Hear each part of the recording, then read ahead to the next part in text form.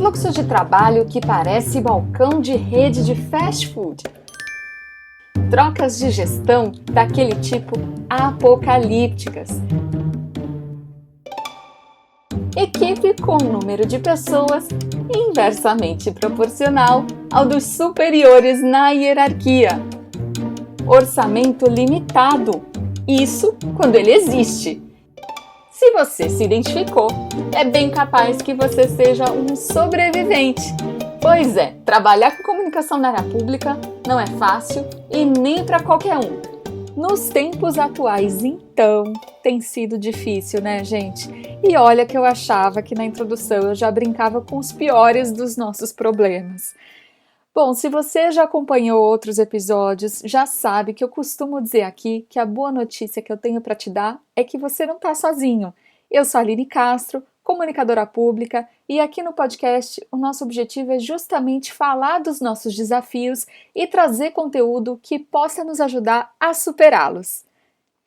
Nos últimos 2 episódios, a gente tratou de toda a situação que a gente está vivendo e dos efeitos da pandemia no nosso trabalho, que não estão sendo poucos, né, pessoal?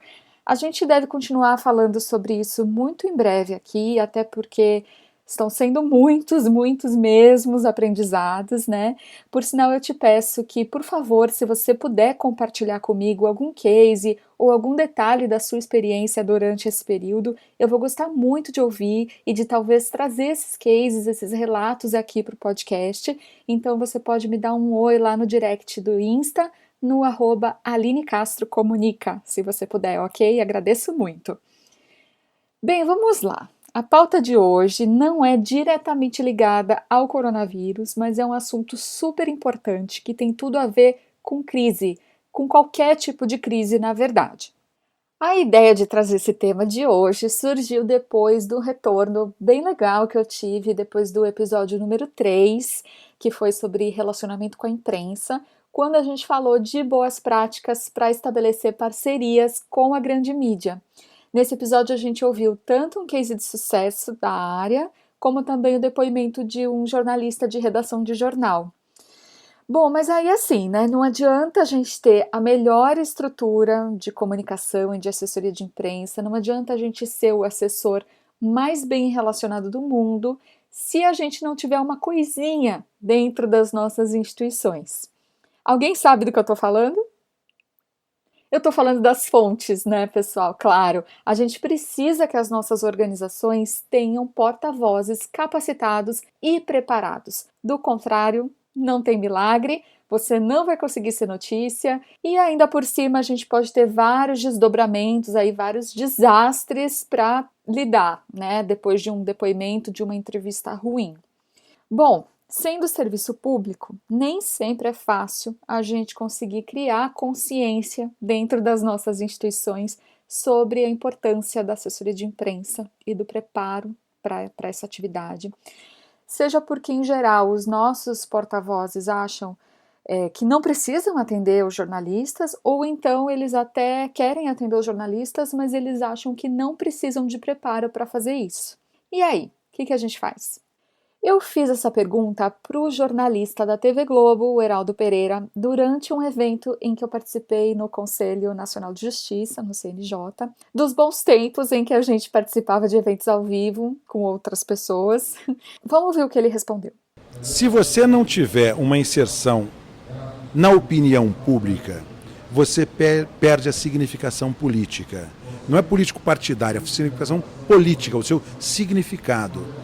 A possibilidade de o Poder Judiciário perder a significação social é que vai levá-los a compreender, diante desse risco, a necessidade de se inserir via comunicação profissional, através das assessorias e através da mídia profissional, se inserir na comunicação com a sociedade. Sem isso, perde a significação política. E a perda da significação política é o primeiro passo para a insignificância que a carreira terá e que a instituição terá. Para engrossar esse discurso e ajudar a gente, eu também ouvi um colega muito querido, que é jornalista jurídico e especialista em treinamento de mídia, o João Camargo Neto. A resposta dele foi bem na mesma linha da do Heraldo. mostrando para ele que eu preciso transformar a credibilidade da magistratura, a credibilidade do tribunal em legitimidade. Ou seja, eu preciso fazer com que esse fator interno, chamado credibilidade, seja entendido lá fora, seja conhecido lá fora também e transformado em legitimidade. Porque aí sim, o resultado disso vai ser reconhecimento. Esse tribunal, esse magistrado, ou até mesmo esta gestão vai ser reconhecida como aquela que, e aí a gente define, a comunicação define quais são as mensagens que devem ser associadas a esse magistrado, a este tribunal, a essa gestão. Gente, eu sei que o assunto de hoje acabou ficando focado no judiciário, porque eu acho que nesse poder essa reclusão ela é mais comum. Existe aquela máxima dos juízes, né, de que juiz só fala nos autos, mas eu acho que todo comunicador público sofre em maior ou menor grau com esse tipo de questão, com essa realidade, então eu realmente espero que vocês consigam fazer a ponte para a instituição em que vocês atuam, ok? Bom, eu perguntei para o Heraldo o que ele achava que era mais importante de tudo no processo de preparar as fontes para lidar com a imprensa. O que ele, como jornalista, vê como sendo a principal lacuna e o que a gente, assessor, deveria priorizar nesse preparo?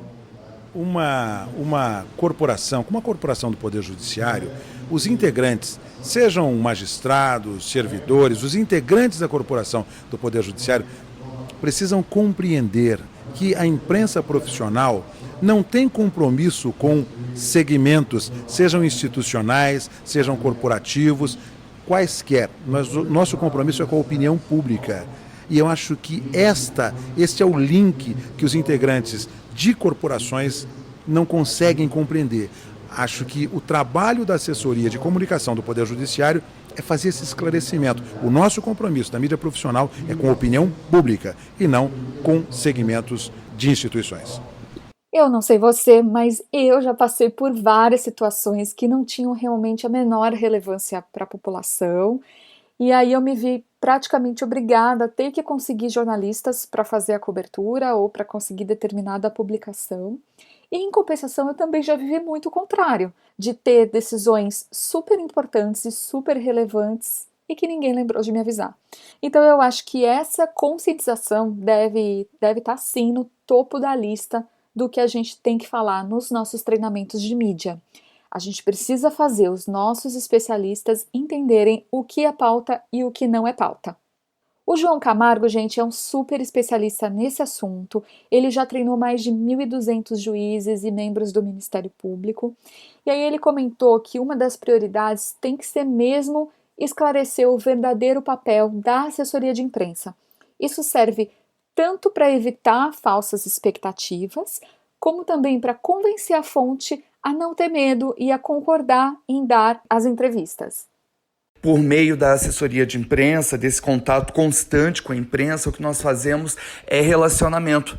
É claro que não é um relacionamento pessoal, é um relacionamento profissional, é um relacionamento institucional, que não nos garante nenhuma regalia. Afinal, a assessoria de imprensa não pede forcinha. Eu tive uma professora, de quem eu gosto muito, que ela dizia que quem dá forcinha é chapa, é quem trabalha carregando peso para carregar caminhão. Assessor de imprensa não pede forcinha. Assessor de imprensa elabora estratégias para poder emplacar entrevistas, pautas dos porta-vozes na imprensa, para que a sociedade tenham informação e, a partir disso, formem opinião a partir das ações, a partir da comunicação que é estabelecida pelo tribunal. Então não há por que ter medo, nem em uma situação de crise, não há o que temer.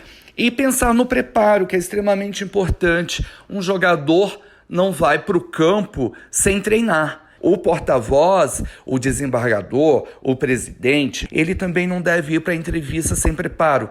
Outro argumento para convencer o assessorado e preparar o assessorado para dar entrevista é lembrar uma máxima jornalística que diz que não há perguntas embaraçosas, só respostas embaraçosas.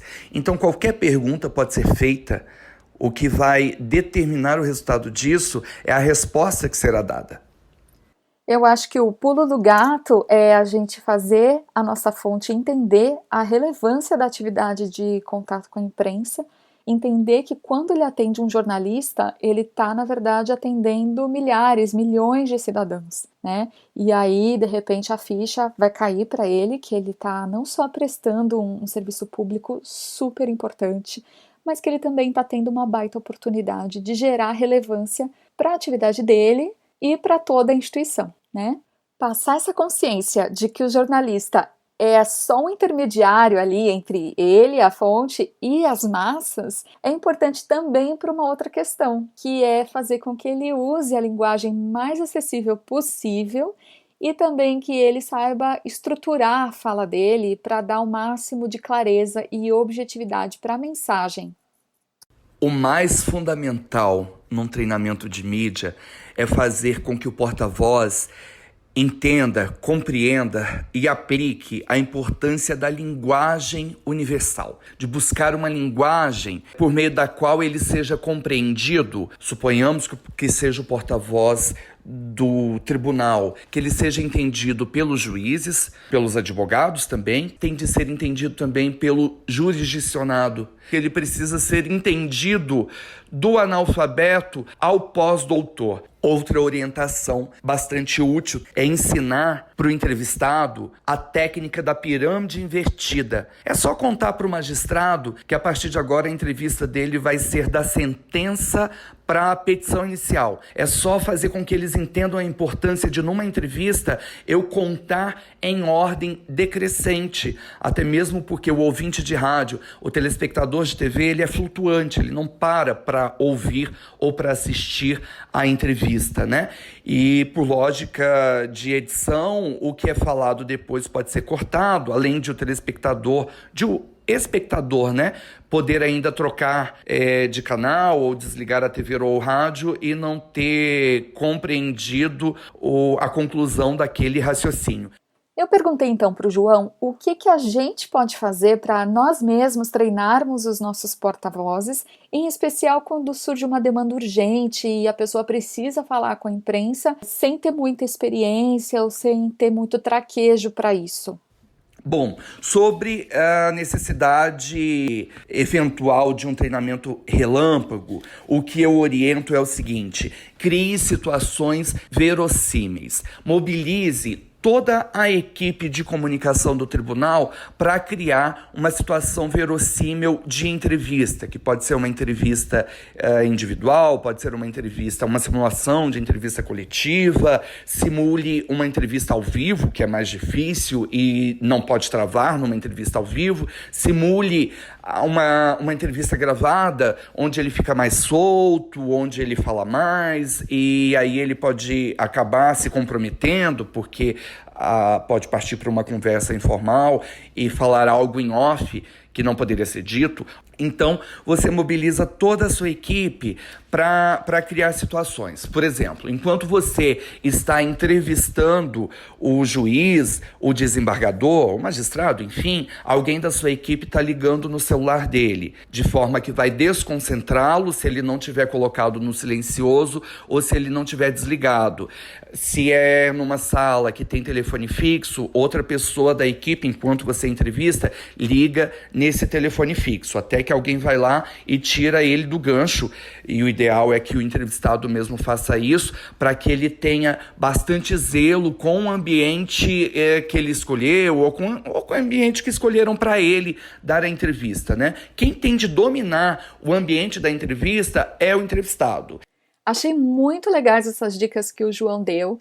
No tribunal onde eu atuo, a cada 2 anos, quando toma posse um novo presidente, a gente oferece essa possibilidade de fazer o treinamento de mídia com a própria equipe de comunicação, e aí a gente faz algo muito parecido com o que o João falou. A gente tenta criar situações para gerar pressão e até algum tipo de constrangimento, deixando bem claro que a nossa intenção é prepará-lo sempre para o pior cenário possível e que é muito melhor ele errar ali com a equipe de comunicação do que na vida real com um jornalista real, né? E aí a gente prepara os piores tipos de perguntas que poderiam ser feitas. E depois, ao final, a gente mostra para ele como é que seria o título da reportagem ou que trecho que entraria na escalada do jornal. E às vezes eles se surpreendem, porque eles falam, nossa, mas essa nem era a essência da minha fala. Pois é, aí a gente ratifica a importância das mensagens-chave, né, de sempre pontuar muito e dar sempre as key messages do que ele realmente quer dizer numa gravação.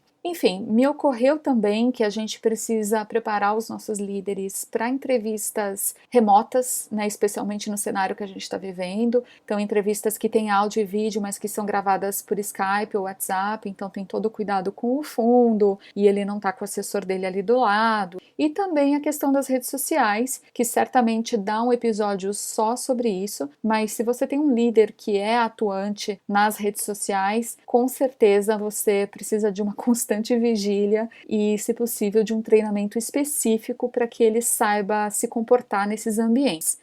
Mas voltando ao João, ele falou também sobre a periodicidade com que a gente precisa treinar as nossas fontes e da importância do feedback que nós, assessores, temos que dar sempre que alguém, seja presidente da instituição ou não, tem algum contato com a imprensa. O Media Training, de forma estruturada, é uma musculação que deve ser feita semestralmente, por mais que o porta-voz seja excelente. Em qualquer situação positiva e ou negativa, o Media Training estruturado é recomendado para que seja semestral. Além disso, o Media Training acontece o tempo todo. O melhor Media Training é esse que é feito em tempo real pelo assessor, pela assessoria, pela assessora com o porta-voz. E nós precisamos ser ousados e até atrevidos. Já me ocorreu de, numa entrevista, eu pedi para a desembargadora trocar os brincos ou tirar os brincos, porque eles chamavam muita a atenção. Então a gente precisa ter esse papo claro e honesto e dar o feedback em tempo real também para o assessorado. O juiz deu uma entrevista, você tem a percepção de que isso aqui ele não deveria ter falado, ou deveria ter dito uma outra informação, ou dado uma outra opinião.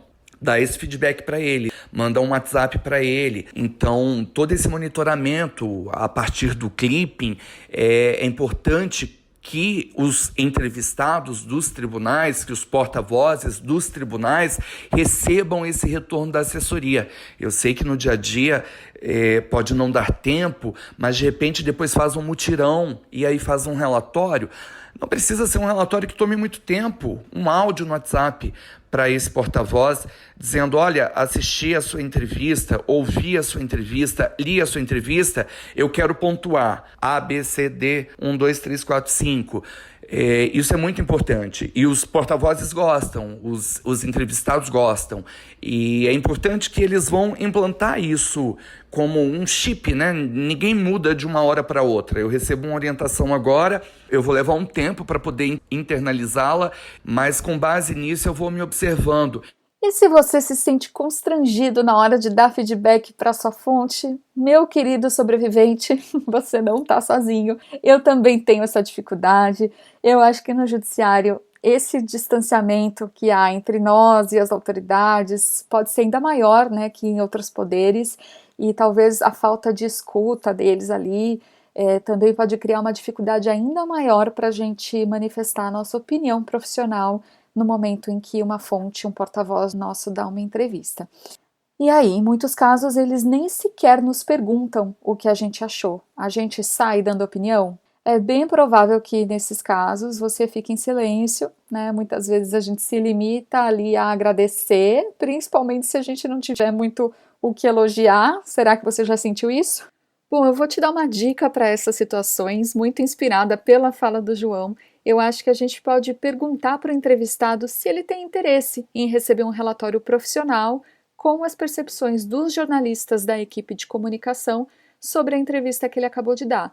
Você pode dizer que vocês têm uma ficha de avaliação para tudo que é publicado pela mídia que diz respeito ao órgão, e aí se você não tiver essa ficha, você cria. A ideia é mostrar que o feedback faz parte do profissionalismo da equipe e que é dado em todos os casos, seja quando o entrevistado vai bem ou não vai. Muito provavelmente ele vai concordar, vai ter interesse em receber esse material, e aí você vai ter que perder esse tempinho colocando ali por escrito, mas você vai poder escolher melhor as palavras, o que pode te facilitar quando você não consegue dar esse feedback cara a cara.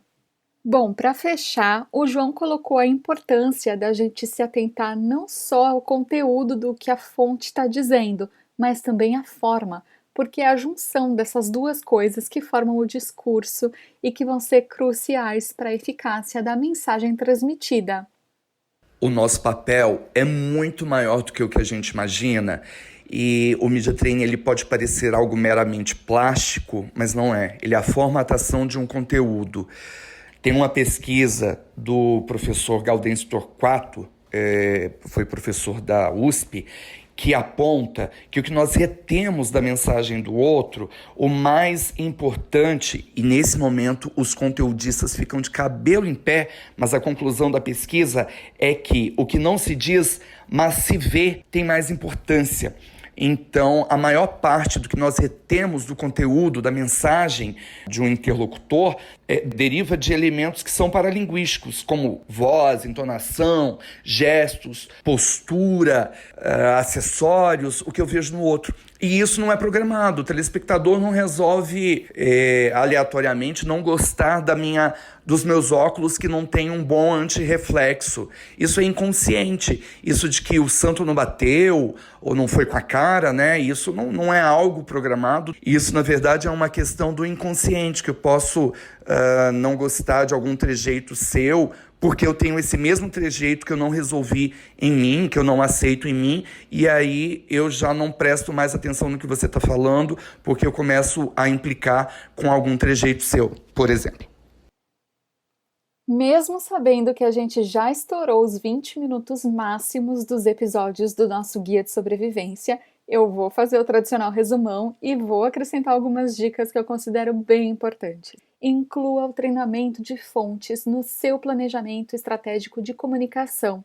Se você tem mais de vários potenciais porta-vozes dentro da sua intuição, é importante criar manuais e orientações para ter alinhamento dos discursos. O jornalista Heródoto Barbeiro, em alguns dos seus livros, ele recomenda que a assessoria defina quais são as mensagens-chave, key messages, em inglês, que todo mundo que fala com a imprensa tem que ter na ponta da língua. Seria ter clareza sobre os pontos que se quer reforçar durante uma entrevista em sintonia com aquilo que a instituição como um todo deseja alcançar.